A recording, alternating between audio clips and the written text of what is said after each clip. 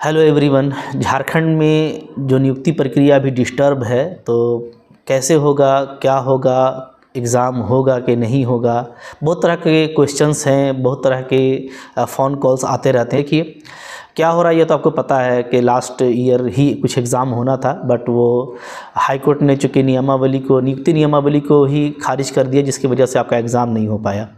अब है कि आपको नया जो है नियमावली चाहिए। सुप्रीम कोर्ट में सरकार जा नहीं सकती है, चूँकि आपको पता है कि कोई भी केस बहुत लंबा होता है, और मैं भी इस डिसीज़न को पसंद करता हूँ कि कोर्ट जाने का रास्ता अच्छा नहीं है। तो अब देखिए, आप लोगों से राय मांगा गया, जिन्होंने भी स्पेशली फॉर्म भरा था। बहुत तरह के फॉर्म भरे थे आपने। झारखंड पीजीटी का फॉर्म भरा था, जेएसएससी टेक्निकल का फॉर्म आया था, ग्रेजुएट कंबाइंड लेवल का। तो बहुत तरह के वैकेंसीज़ थे, रिक्रूटमेंट नोटिफिकेशन निकाला गया था, और डेफिनेटली लाखों बच्चों ने फॉर्म भरा है, और बहुत सारे बच्चों का उसमें होना भी है। तो आप लोगों से राय मांगी गई, आपने राय भी दिया। मुख्यमंत्री जी का रिकॉर्डेड कॉल भी आया था, तो आपने उसको भी सुना। फ़ोन कॉल भी जारी किया गया, तो उसके बाद भी आपने रिप्लाई दिया। तो एक कलेक्शन जो है गवर्नमेंट के पास है, मतलब गवर्नमेंट को अब जो है एक आइडिया मिल गया है क्या करना है। और डेफिनेटली लॉट ऑफ स्टूडेंट्स और जो एडवाइज़र हैं, उन्होंने यही एडवाइस किया होगा कि किसी भी तरीके से एग्ज़ाम लेना चाहिए। जो नोटिफिकेशन निकला था उसको दोबारा रिलीज़ करना चाहिए, और बहाली करनी चाहिए, क्योंकि बहुत जो है सीट्स खाली हैं, और बच्चों की उम्रें भी जा रही हैं, इसलिए ज़रूरी है कि बहाली वक्त पर हो जाए। तो देखिए, बिल्कुल वही होने वाला है। मैं आपको बताऊं कि काम बिल्कुल चल रहा है, जैसा मेरे नॉलेज में है।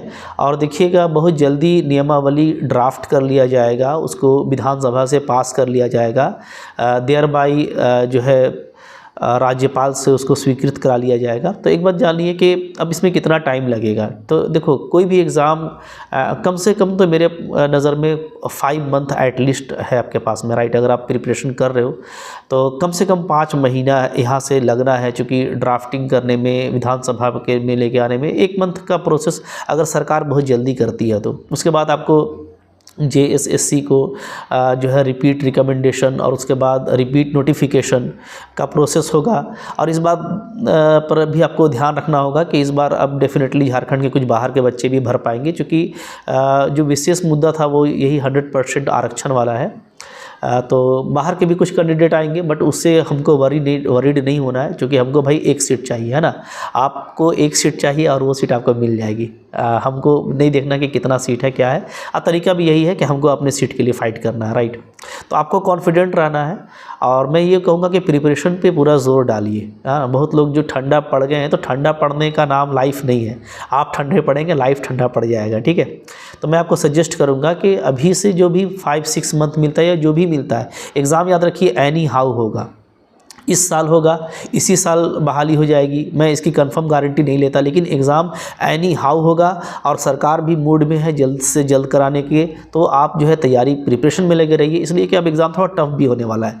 बिकॉज के एक तो टाइम मिल गया, पहले तो एग्ज़ाम डिक्लेयर हो चुका था। लाइक मैं अगर पीजीटी की बात, सारे कैंडिडेट मेरे से जुड़े हुए हैं, टेक्निकल की भी तैयारी कर रहे थे, तो टेक्निकल पीजीटी इस तरह की जो अच्छी वैकेंसीज़ थी, अगर मैं उसका बात करूँ तो वो तो एग्ज़ाम होना ही था, बिल्कुल जो है रूटीन भी आ गया था, तो बच्चे बिल्कुल तैयार थे। तो कह लो कि अब उस पर जो अच्छे बच्चे हैं उनका पॉलिश हो रहा है, वो बार बार रिवीजन कर रहे हैं, अपना कंटेंट और अपना जो दायरा है वो बढ़ा रहे हैं। तो एक तो टाइम मिल गया, तो टाइम की वजह से, और दूसरा कुछ बाहर के बच्चे आए, तो इन दोनों की वजह से जो क्या हो रहा है कि कंपटीशन टफ होने वाला है थोड़ा। मतलब जो है पिछले बार के तुलना में कट ऑफ भी ऊपर जाएगा। तो आपको जो है इस टाइम को अच्छे अपॉर्चुनिटी की तरह लेना है, और अच्छे अपॉर्चुनिटी की तरह ट्रीट करते हुए आपको पूरा लगा देना है इसमें। जितना देखो टाइम मिल रहा है ना, उतना आपके लिए बेस्ट है, मैं तो कहूँगा। बहुत सारे बच्चे तो ऐसे भी मेरे को बोल रहे थे कि सर टाइम ही नहीं मिला, तो अब जो हो रहा है उसी में कर रहे हैं। बट अब तो टाइम मिल गया ना, ठीक है। तो टाइम मिल गया, बहुत लोगों की तो दिल की ख्वाहिश थी कि कुछ टाइम मिल जाए। और एक्चुअली देखा जाए तो पीजीटी का सिलेबस काफ़ी लेंथी है, और उतना टाइम में तो मेरे को भी लग रहा था कि बहुत अच्छा परफॉर्मेंस बच्चे नहीं कर पाएंगे। बट डेफिनेटली अब अच्छा टाइम मिला है, अब आपके लिए बहुत अच्छा अपॉर्चुनिटी है। तो मैं आपसे बोलूँगा ना कि आप इस टाइम का पूरा बेनिफिट उठाओ, और पूरा प्रिपरेशन में लगे रहो। अभी से लगोगे तो 5 to 6 मंथ एटलीस्ट आपके पास में है, और डेफिनेटली इसमें आप एक अच्छा अचीव कर पाओगे। क्योंकि मैंने भी जो कोर्स लगाया है, तो मैंने भी कोई कोना नहीं छोड़ा। और हर एक कोने पे मतलब मैंने डिस्कस किया है।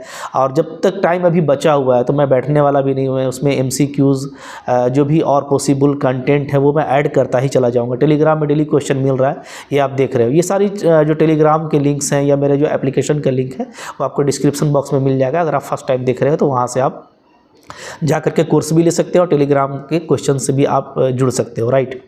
अब देखो कुछ लोगों का कहना था कि सर फिर ये इधर PGT TGT जो डिस्ट्रिक्ट वाइज निकल रहा है, तो देखो वो जो है ना स्कूल ऑफ एक्सीलेंस के लिए निकल रहा है और ब्लॉक लेवल पे जो आइडियल स्कूल है वहाँ पे निकल रहा है, और जो टीचर ऑलरेडी हैं उनको माइनस करके जो और टीचर्स चाहिए उनके लिए निकल रहा है। ये एक बात।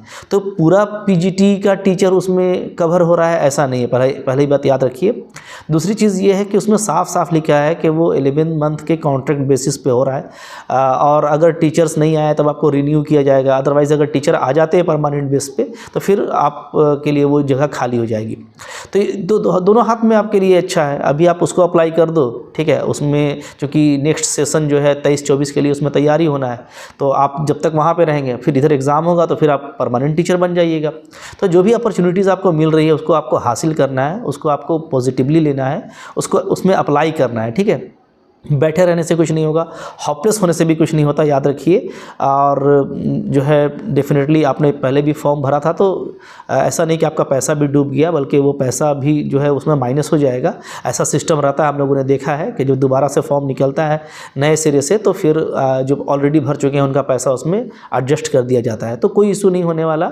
एग्ज़ाम याद रखिए होगा, बिल्कुल होगा, उसकी पूरी तैयारी चल रही है।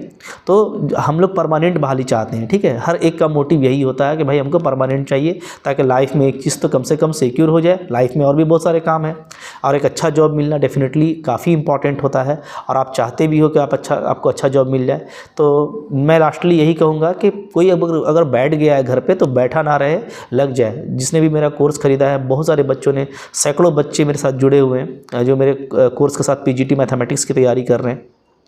और मैं बहुत जल्दी TGT फिजिक्स मैथ भी लेके आ रहा हूँ, क्योंकि PGT के साथ साथ कुछ ही दिनों में साथ ही साथ TGT की वैकेंसी भी आ जाएगी, क्योंकि उसकी भी तैयारी चल रही है, राइट। तो देखो हर गवर्नमेंट का भी एक मोटिव होता है। ऐसे भी देखोगे तो प्रैक्टिकली चूँकि जो है 5 साल इस सरकार का अगले साल पूर जाएगा, तो उससे पहले ये चाहेगी कि मैं जो भी खाली सीट्स है उसका फ़ायदा उठाऊँ। तो TGT की बहाली भी आएगी, तो TGT के लिए भी मैं कोर्स लेके आ रहा हूँ।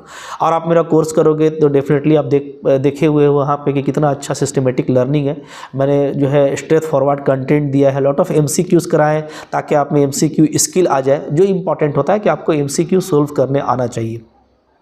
और फिर आप लोग को मैंने PDF भी दिया है, आप कभी भी मेरे से डाउट भी पूछ पाते हो, तो मैं आपको इंस्टेंट डाउट क्लैरिटी देता हूँ। अभी भी बच्चे पढ़ रहे हैं, जो पढ़ रहे हैं वो मुझसे डाउट पूछ रहे हैं, इसका मुझको खुशी भी होती है, ठीक है, कि मैं उनके डाउट्स क्लियर करता रहता हूँ।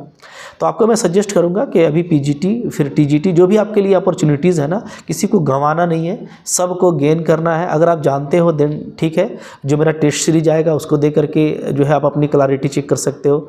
जो टेलीग्राम क्वेश्चन है उससे अपना नॉलेज कॉन्फिडेंस चेक कर सकते हो। और अगर कंटेंट क्लियर नहीं है ना तो रिस्क नहीं लेना, आपको पूरा कोर्स पढ़ना है। मेरे एप्लीकेशन पे पूरा कोर्स लगा हुआ है, ठीक है।